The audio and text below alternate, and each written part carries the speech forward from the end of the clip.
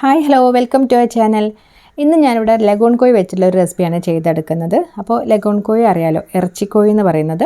അപ്പോൾ നമ്മൾ ബ്രോയിലർ കോഴിക്ക് മുട്ടക്കോഴി എന്ന് പറയും, ഇതിന് ഇറച്ചിക്കോഴി എന്ന് പറയും. അപ്പോൾ ഇത് നമുക്കത്ര ഫ്ലഷ് ഒന്നും ഉണ്ടാവില്ല, കൂടുതലായിട്ടും ഇങ്ങനെ എല്ലൊക്കെ ആയിട്ടുള്ളൊരു ടൈപ്പായിരിക്കും. പക്ഷേ ഇത് വെച്ച് കഴിഞ്ഞാൽ നല്ല നാടൻ കോഴി വെച്ച പോലെ നല്ല ടേസ്റ്റ് ആയിരിക്കും കേട്ടോ. അപ്പോൾ ഇതിന് കുക്കിംഗ് ടൈം കുറച്ച് കൂടുതലാണ്. അപ്പോൾ അതുകൊണ്ട് തന്നെ നമുക്ക് ആദ്യം ഒന്ന് കുക്ക് ചെയ്തെടുക്കാം. അപ്പോൾ ഞാൻ കുക്കറിലേക്ക് ഇട്ട് കൊടുത്തിട്ടുണ്ട്. അപ്പോൾ അതിൻ്റെ കൂടെ തന്നെ കുറച്ച് ഉപ്പ്, കുറച്ച് മഞ്ഞൾപ്പൊടി, കുറച്ച് കുരുമുളക് പൊടി, അപ്പോൾ ഇത്രയും ചേർത്ത് കുറച്ച് വെള്ളം കൂടെ ചേർത്തിട്ട് നമ്മൾ 6-7 വിസിൽ വരെ ഇങ്ങനെ വേവിച്ചെടുക്കുകയാണ് കേട്ടോ. 4 വിസിലൊക്കെ വന്നതിന് ശേഷം നമ്മൾ സിമ്മിൽ അരമണിക്കൂറൊക്കെ വെച്ചാലും നല്ല പാകത്തിനായിട്ട് വെന്ത് കിട്ടും. അപ്പോൾ അത് വേവുന്ന സമയത്തേക്ക് നമുക്കിതിലേക്ക് വേണ്ട മസാല ഒന്ന് റെഡിയാക്കിയെടുക്കാം. അപ്പോൾ അതിനായിട്ട് ഞാനൊരു പാത്രം അടുപ്പത്ത് വെച്ചിട്ട് 2 ടേബിൾ സ്പൂണോളം വെളിച്ചെണ്ണ ഒഴിച്ച് കൊടുത്തിട്ട് ചെറിയ ടൈപ്പ് സവാളയുണ്ട്, വലിയ സവാള ആണെന്നുണ്ടെങ്കിൽ ഒരു 1.5 സവാള അല്ലെങ്കിൽ ചെറിയ 2 സവാള ചേർത്ത് കൊടുത്തിട്ട് നന്നായിട്ടൊന്ന് വഴറ്റി കൊടുക്കുകയാണ്. അപ്പോൾ ചെറിയ ഉള്ളി ഉണ്ടെന്നുണ്ടെങ്കിൽ അത് ചേർത്ത് കൊടുക്കുമ്പോൾ നല്ല ടേസ്റ്റ് ആയിരിക്കും കേട്ടോ. വെല്ലുള്ളിയേക്കാളും എപ്പോഴും ചിക്കനൊക്കെ നല്ല ടേസ്റ്റ് ചെറിയുള്ളി തന്നെയാണ്. അപ്പോൾ ഞാൻ വെല്ലുള്ളിയാണ് ചേർത്ത് കൊടുത്തിട്ടുള്ളത്. അപ്പോൾ ഞാനിത് ചെറുതായിട്ടൊന്ന് വഴന്ന് വന്നപ്പോൾ ഇതൊന്ന് സൈഡിലേക്ക് നീക്കി വെക്കുന്നുണ്ട് കേട്ടോ. അപ്പോൾ അതെന്താണെന്ന് വെച്ചാൽ ആദ്യം നമ്മൾ വെളിച്ചെണ്ണയിലേക്ക് ഈ പട്ടയും ഗ്രാമ്പും ഏലക്കായ ഇട്ട് പൊട്ടിക്കണം എന്ന് വിചാരിച്ചിട്ടുണ്ടായിരുന്നു, പക്ഷെ അത് മറന്നുപോയി കേട്ടോ.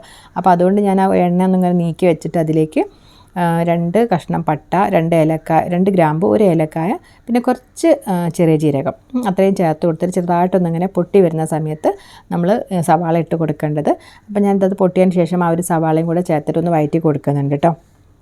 ഞാനിതിവിടെ എടുത്ത് വെച്ചിട്ടായിരുന്നു, പക്ഷേ അത് ഇടുന്ന സമയത്ത് ആദ്യം സവാള ഇട്ട് പോയതാണ്. അപ്പോൾ അത് ചെറുതായിട്ടൊന്നിങ്ങനെ വഴന്ന് വന്ന സമയത്ത് ഇതിലേക്ക് ഞാൻ ഇഞ്ചി, വെളുത്തുള്ളി, അതുപോലെ തന്നെ 2-3 പച്ചമുളകും ചേർത്ത് കൊടുക്കുന്നുണ്ട്. ഇതിൽ വെളുത്തുള്ളി ഞാൻ പേസ്റ്റാക്കി വെച്ചതാണ് ചേർത്ത് കൊടുത്തിട്ടുള്ളത്. മഞ്ഞൾപ്പൊടിയൊക്കെ ചേർത്തിട്ട് പേസ്റ്റാക്കി വെച്ചതായിരുന്നു.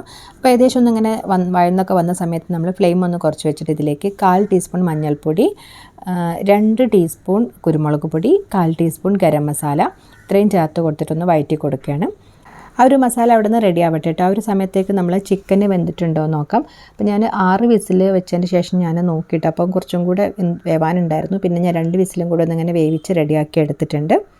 അപ്പം നമ്മൾ ഈ ഒരു മസാല ഇപ്പോൾ ഏകദേശം ഒന്ന് വഴന്ന് നല്ല സെറ്റായിട്ട് വന്നിട്ടുണ്ട് കേട്ടോ. ഇനിയിപ്പോൾ ഇതിലേക്ക് ഞാൻ ഒരു ക്യാപ്സിക്കാണ് ചേർത്ത് കൊടുക്കുന്നത്.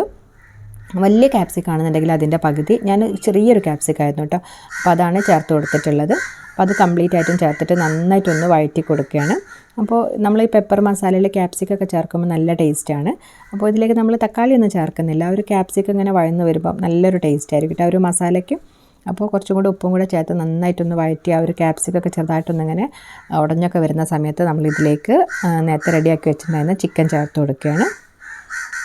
നമ്മൾ സാധാരണ പെപ്പർ മസാല ഉണ്ടാക്കുന്ന സമയത്ത് ഉള്ളിയും ഒക്കെ എല്ലാം വഴറ്റിയിട്ട് നമ്മൾ അതിലേക്ക് ആ ഒരു ചിക്കൻ ഇട്ടിട്ട് നമ്മൾ പെപ്പർ മസാല ഉണ്ടാക്കുകയാണ് ചെയ്യുക. അത് നമുക്ക് ബ്രോയിലർ കോഴി ആണെന്നുണ്ടെങ്കിൽ നമുക്ക് അങ്ങനെ ചെയ്യാം കേട്ടോ. പക്ഷേ ഒരു ലഗോൺ കോഴി ആകുമ്പോൾ അങ്ങനെ ചെയ്യുമ്പോൾ വെന്ത് കിട്ടില്ല. അപ്പോൾ അതുകൊണ്ടാണ് നമ്മൾ ആദ്യം കുക്ക് ചെയ്തെടുത്തിട്ടുള്ളത്. അങ്ങനെ നമ്മളെല്ലാം വരട്ടി നല്ല സെറ്റാക്കി എടുത്തിട്ടുണ്ട്. അപ്പോൾ ഞാനിതൊരു ഡ്രൈ ആയിട്ടുള്ള രീതിയിലാണ് ഉണ്ടാക്കിയിട്ടുള്ളത്. അപ്പോൾ നിങ്ങൾക്ക് വേണമെന്നുണ്ടെങ്കിൽ ഗ്രേവിയൊക്കെ വേണമെന്നുണ്ടെങ്കിൽ കുറച്ചുകൂടെ വെള്ളം ഒഴിച്ച് കൊടുത്തിട്ട് റെഡിയാക്കി എടുക്കാം കേട്ടോ. അപ്പോൾ ഇതിപ്പോൾ ഞാൻ ആ ഒരു ക്യാപ്സിക്കം, സവാള എല്ലാം കൂടെ ആ ഒരു ചിക്കനിലേക്ക് പരണ്ട് വരുന്ന രീതിയിൽ റെഡിയാക്കി എടുത്തിട്ടുണ്ട്.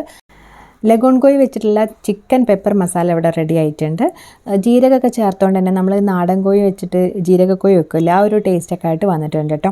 അപ്പോൾ നിങ്ങൾ ലഗോൺ കോഴി കഴിച്ചിട്ടുണ്ടോ? അതുപോലെ ഈ ലഗോൺ കോഴി വെച്ചിട്ട് നിങ്ങൾ എന്തെല്ലാമാണ്, ഏത് ടൈപ്പ്, എന്തൊക്കെ റെസിപ്പിയാണ് നിങ്ങൾ ഉണ്ടാക്കലുണ്ടെന്നുള്ളതൊക്കെ ഒന്ന് കമൻറ്റ് ചെയ്യണം കേട്ടോ.